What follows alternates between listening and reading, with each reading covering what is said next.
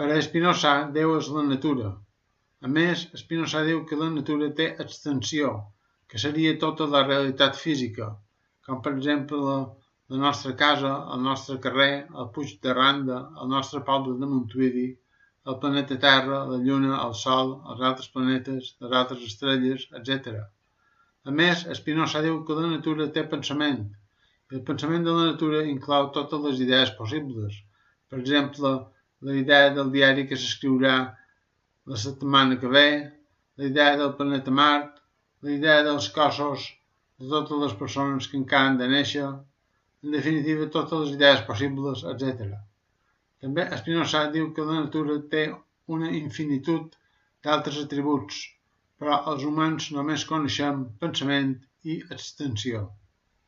Que el pensament de la natura inclogui totes les idees vol dir que totes les coses físiques de l'atribut extensió tenen la seva idea corresponent a l'atribut pensament.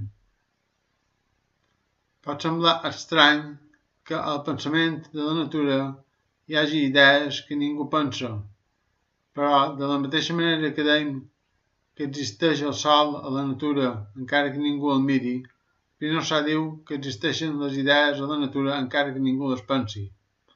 Però el fet que existeix a la natura el sol encara que ningú el miri, o una idea encara que ningú la pensi, és una creença que pot ser certa, però ni demostrable ni refutable empíricament, encara que per Spinoza és una deducció necessària de les seves definicions i axiomes.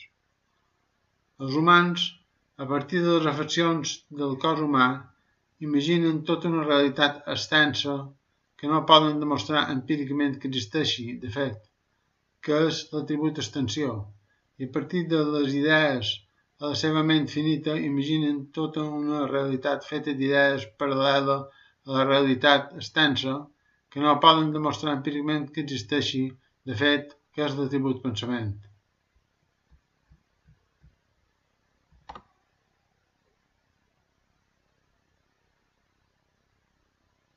Crec que podem dubtar de que existeixi el sol, però no podem dubtar de que som afectats per la imatge del sol, i així en totes les coses de l'extensió.